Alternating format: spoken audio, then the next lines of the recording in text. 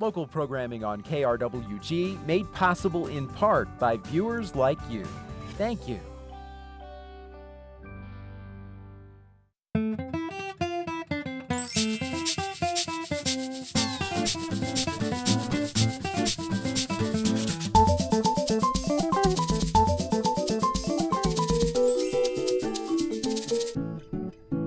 Hello, welcome to Fronteras, a Changing America. I'm Anthony Moreno.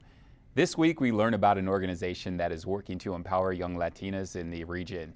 However, first let's take a look at a group that is working to improve the literacy rate among young people here in the area. At the Community Action Agency in Las Cruces this past weekend, colorful footprints led families down the hall to rooms full of activities that included edible craft making, storytellers, vision screenings, and of course books. Lots and lots of books. Don Hummer, CEO of the Community Action Agency, said the partnership is going to help get books in the hands of kids this summer. And so we thought this would be a great time to partner and to really have a greater impact so that we could both be distributing books at the same time with all the fun activities and just making a greater impact on literacy in the community. So, children were allowed to take up to 3 books home with them during this fair. According to Thomas Buckner, it was a great opportunity to get kids started on the right foot when it comes to reading. Just heard the other day that reading comprehension is kind of going down. I think what a great way to get kids interested in reading and get them started in that direction. The books available for the youth were in English, Spanish, and also a bilingual format. Vicky Campos believes it's important for her children to be bilingual. It is, because not only does it help them now, but it helps them when they get older, and they can translate easier for other people that, don't know English. The Read Up program is distributing over 35,000 books across Doña Ana County, according to Trudy Gallegos, program director with the Children's Reading Foundation. The whole goal is for each child to have 8 books in their home. The more books they have, the better. Whether it was the storytelling, the crafts, or the games, this event left kids leaving happy with books in hand. For KRWG, I'm Anthony Moreno. Welcome back. Our guest is Alicia Rascon, CEO and co-founder of Latinitas, a group that works to empower Latina youth through media and technology. Alicia, thanks for joining us. Thank you for having me. Could you share with our viewers about your organization? Sure. Latinitas is a nonprofit organization, and our main focus is on empowering young Latinas and doing that through media and technology. We offer a wide range of media enrichment programs where girls can learn how to build confidence through self-expression. We offer workshops on photography, creative writing, filmmaking, audio production, and then the girls in our program also publish a digital magazine. They publish latinitasmagazine.org, which is the very first digital magazine that's by and for Latina youth. When was the idea for this organization? We've been around since 2002, and I'm one of the co-founders, along with Laura Donnelly Gonzalez. We started as students at the University of Texas at Austin with Professor Federico Supervi in a Latinos and Media Studies course. And as part of a service learning project for the class, at the end of the semester, we had to create a project where we would help the Latino community using media and communications. And our group decided to create the business plan and the strategy for developing the first online magazine by and for young Latinas. And that was in 2002, and ever since then we've been publishing our magazine and offering different enrichment programs where girls can contribute to the magazine and also learn how they can find their voice through media. So this started off as a class. Yes. I'm curious, when was it that you realized that, hey, we should just keep this going and really make this work? I think it was pretty much immediate.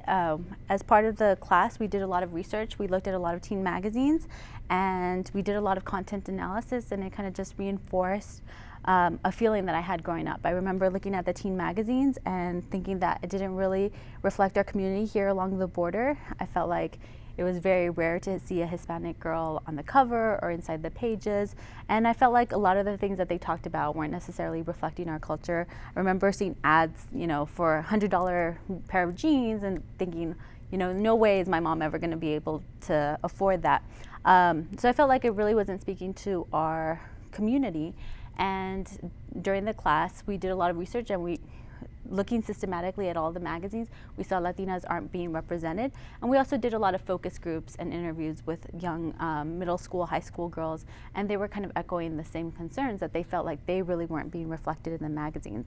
So at the end of the class, we created a mock issue, we created a business plan for starting a magazine, and starting it as a nonprofit focused magazine.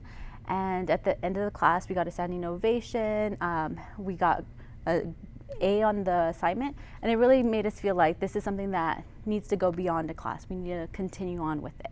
So ever since then, we've been working on this. So this was the first digital magazine for Latina youth. Yes. What was really special about that first magazine that came out? How did it look then compared to what it looks like now? Well, we've definitely gotten a lot more content. The first issue was just 6 articles, and since then we've been able to update a lot more frequently. I think it's different from other magazines, like one in the fact that it's offered in English and in Spanish. Our girls are encouraged to write even in Spanglish if that's what they prefer. And they write about exploring their culture. We have articles where they're writing about things like quinceañeras or cultural traditions or what it's like to immigrate to this country, and different challenges that they go through. So a lot of it's very related to their culture. It's by and for girls. A lot of the teen magazines out there are written by adults for girls. A lot of them are still very much written with a business plan in mind, where they're trying to sell a specific product, and here we're really wanting just the girls to express themselves and express the different issues that they see happening in their communities, express their dreams and their hopes. So it's really about giving them a forum to express themselves, and it's written by and for the girls, so you really hear their voice in there. So the youth that are taking part in this are really growing as writers as well? Yes. So writing, of course, is a big component to what we do. We also offer a wide variety of opportunities for girls if they're interested more in taking the pictures in the magazine or drawing artwork that's going to be featured in the online art gallery. We also have opportunities for them to create multimedia pieces, whether it's like short videos or short audio pieces. Okay. Tell us about your outreach campaign. What do you have going on right now? Sure. We're a nonprofit organization. We have after-school programs. We partner with teachers throughout this region where they help us lead after-school programs on their campus. And those girls usually meet anywhere from once a week to once a month, and they do different multimedia activities. Sometimes they're writing advice columns to each other. Other times it might be them writing their top fashion tips. Other times it might be them writing about issues that they see going on in their community and how they want to make a difference related to those. So they do a lot of writing assignments. They also do photography activities, helping them build their photography skills. They also do short video testimonials as well. So you have workshops that really help the students enhance their skills in these different areas? Yes. So we have after-school programs that usually meet weekly. We have some workshops where we actually go out into the community and we'll do one-time presentations. So we've gone to Silver City, for example, and gone and done a full-day workshop over there where some local community members got together, invited us to go and do a presentation for their girls. Throughout the day, we were able to teach them how to create their own blog, how to take better pictures, how to do a short video, public service announcement. So we also go out into the community and do one-time events where we'll go and do presentations for different nonprofits or different community partners. So do the students also take part in different workshops to where they can tour or learn from professionals in the business? Yes.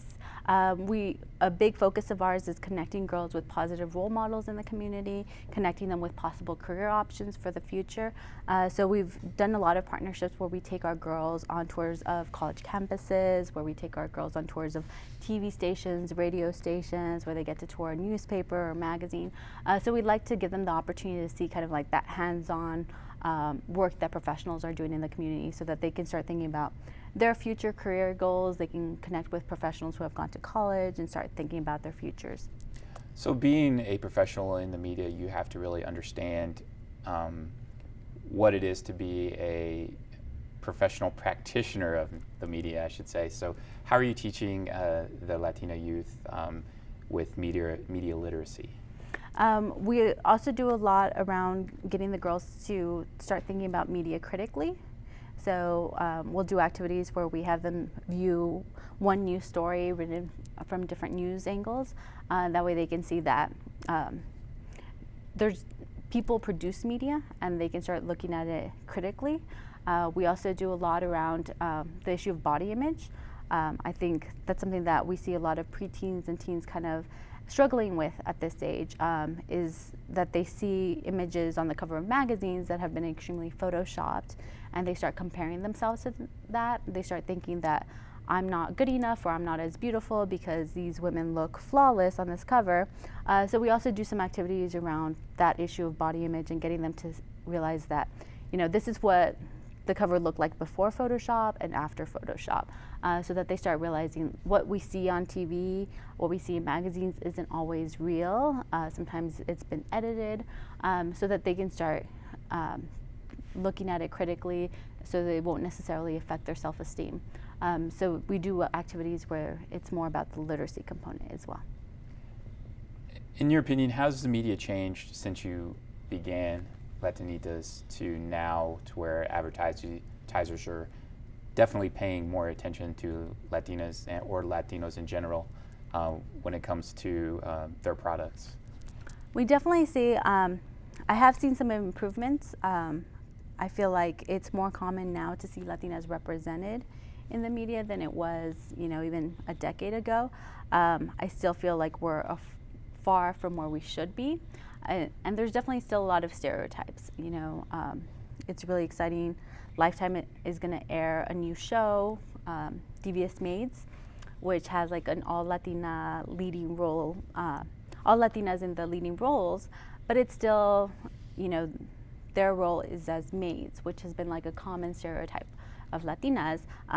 So we also get our girls to think about things like that, like why aren't these women like CEOs? Why aren't they, you know, bank owners, or why aren't they doctors? Instead, they're all stereotyped into this one role. So we also talk to our girls about things like that. We still are seeing some of these stereotypes. I've also seen with the issue of body image, I think we've seen a lot change there. I think technology with Photoshop has gotten so much better now compared to 10 years ago. I've seen interviews with like Cindy Crawford saying that she probably couldn't be a model now. If she was barely starting her career looking the same way, now she's considered heavy. So kind of the standard of, you know, what a model looks like, I think, hasn't really improved in the last 10 years. If anything, you're seeing more girls that are feeling like they have to get an eating disorder in order to fit in. Photoshop has improved to the point where before you couldn't change pictures quite as much, and now you can completely alter a photo and it looks very realistic. And I think girls look at that and think that these women are really that perfect. So I have seen that this body image issue, I think, is becoming more and more of an issue because girls are seeing these images and thinking that that's what is expected of them and that's what defines beauty. So how are you using that to teach them and be aware of that, to you know, view body image in a more positive way, to empower them? What are some of the things that you do?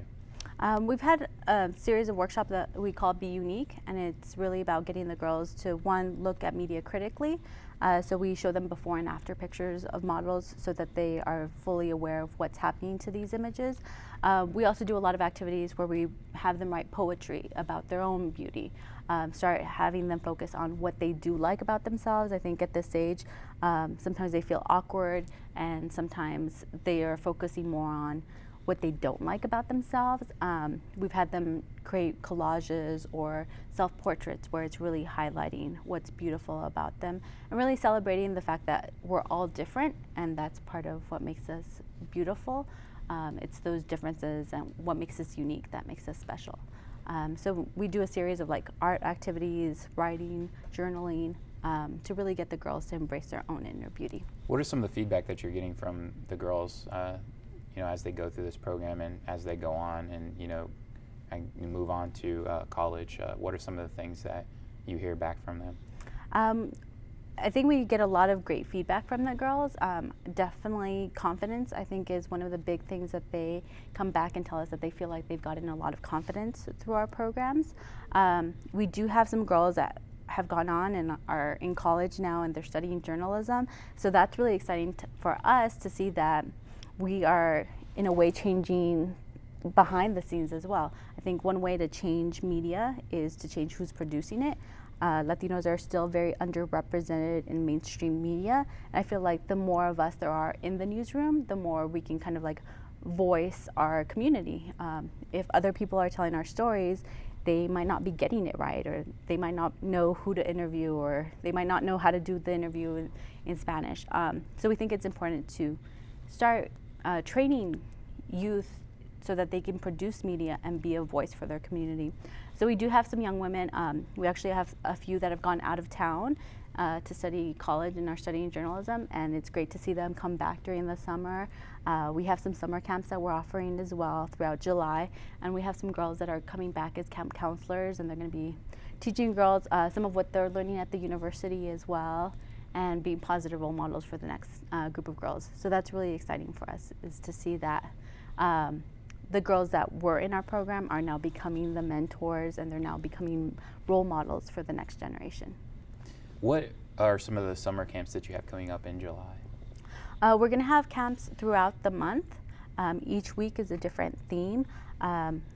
We have one week that's focused on beauty and all aspects of it, from teaching the girls how to become fashion magazine writers to teaching them some of this media literacy skills as well.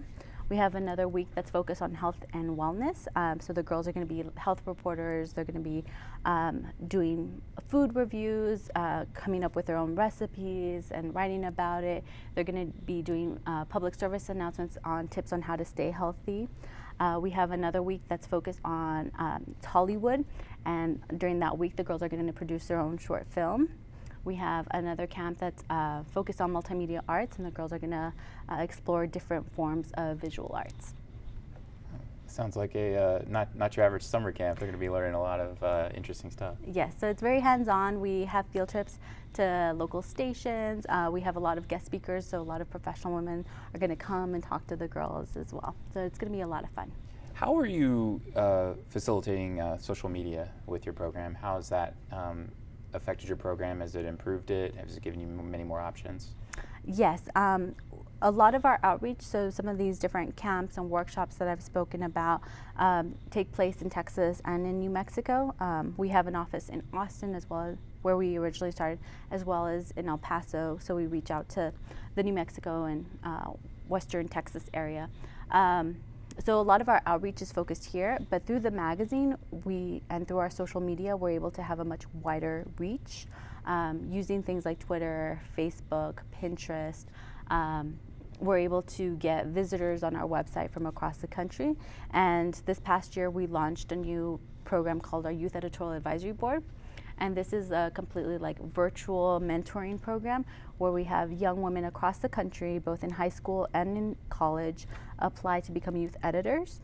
And they write for us on a regular basis. They coordinate with our editor. Our editor gives them a lot of coaching and mentoring, from developing story ideas to conducting interviews to writing about it and taking pictures and uploading it on our website.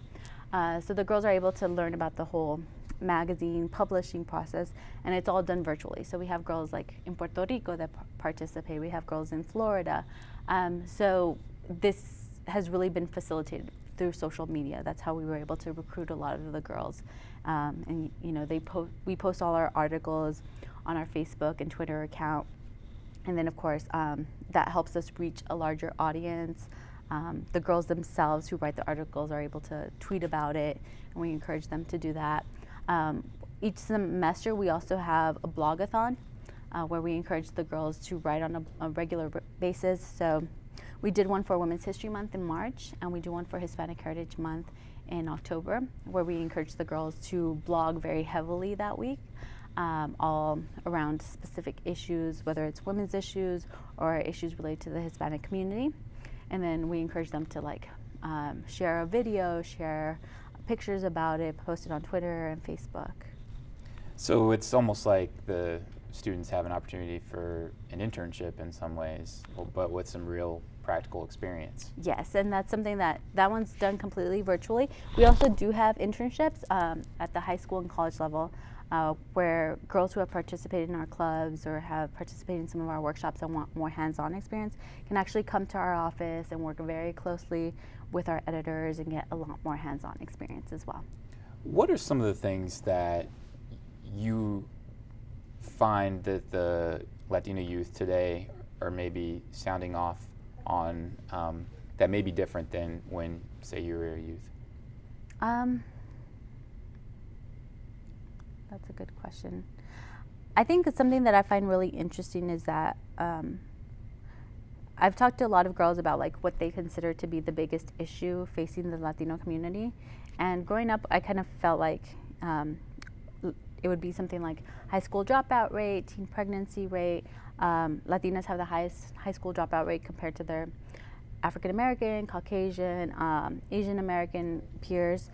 They also have the highest teen pregnancy rate. So I thought something like that would come up, but when I talk to girls, one of the biggest issues that they see is they feel like there's very low expectations of them. They feel like there's a lot of stereotypes of them, and they feel like they really don't have a voice. They feel like they hear these statistics and it makes them feel like that's what everyone expects from them. Everyone expects them to get pregnant as a teenager and drop out and be on welfare. That as a general society, we have a lot of images of that happening, like in mainstream media. If you see a Latina character, it's likely that, she's the gangster, or she didn't finish school and she has a low-paying job. So they feel a lot of that expectation on them, and it makes them feel like no one thinks that they're going to succeed. So to us, it's really important to let them know that they can succeed. Through the articles that we write, we try to highlight professional women that have succeeded in different areas to really empower these girls and show them that there's great role models that look like them, that sound like them, that come from very similar backgrounds. And we try to do that in the presenters that come to speak to the girls as well. So I think kind of breaking down some of those stereotypes and letting girls know that they don't have to fit that mold, that being a Latina is much more than some of those stereotypes. Okay.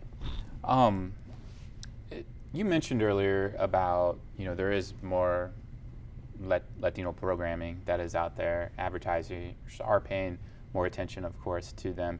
I was curious, is it the right Latino programming that's out there? I noticed there are many more channels that, offer bilingual programming or, or monolingual programming. I mean, I was curious, is that the right programming that's out there, or what is the right programming, in your opinion?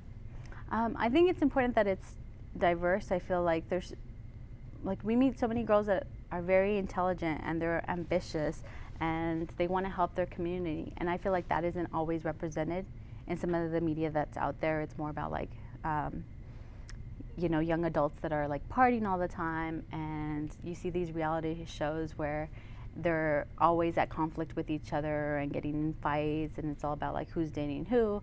So I feel like a lot of it isn't really sending a positive message to our youth, and it's not always something that they're interested in. I feel like I meet so many girls that are really like looking for something that's more meaningful, looking for something that's speaks more to their intelligence. Where do you see the future of your organization going? I think we're definitely an ambitious group. Through our magazine, we're able to reach out to, and through our Youth Editorial Advisory Board, we're able to reach out to young women across the country. So we've definitely gotten inquiries about being able to replicate our program in different areas, or being able to go and do workshops and conferences throughout the region. So we definitely see a lot of potential for us to grow and expand our programs, kind of like beyond El Paso and Austin. So we're definitely looking to do more presentations throughout New Mexico and then even beyond that region.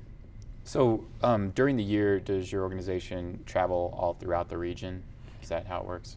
It is, and a lot of it's done in partnerships. So if a community group, we had a community group in Silver City that invited us in to do a workshop for them. We've had some girls that are part of Girl Scouts, and their girls wanted to do a badge related to photography and filmmaking, so they invited us in to go and do something like that. So we're a lot of us going out and doing these presentations is kind of by invitation from the community. So we're definitely open to doing more of those throughout the year. What type of leaders do you hope that are coming out of your program? I think girls that are proud of their culture, girls that are confident in who they are, and that really set high goals for themselves. We've definitely had some girls in our program that have told us that they've flat out had counselors tell them like, Mija, I don't think you're going to college. Set your sights a little lower, or maybe you should just apply for a community college and not like a full 4-year university, or you might not be able to leave town. So that's really disheartening to us to see that there's, you know, professionals out there that are giving girls some negative advice like that. And it's part of this like low expectations and kind of stereotypes. So we want girls to really like think big. You know, I would love to see more of our girls like behind the scenes. We have some young women in our program that are now working at a TV station or radio station or working for the newspaper. So that's really exciting for us, but really it's anything. It's a matter of the girls like thinking about what they really want to do with their life, setting high goals for themselves, and really like going after their dreams. Like that's what we want to see girls doing. I think we have so many girls that come across and like they're creative and they're talented and they're smart, and we really want them just to like own that. A lot of times they're getting these messages that they can't reach their fullest potential. So we really want to just push them to realize that, you know, you're awesome and you can do whatever you want to do. Alicia, thank you very much for joining us. Thank you. Our guest was Alicia Rascon. She is the CEO and co-founder of Latinitas. I'm Anthony Moreno. This is Fronteras, Changing America.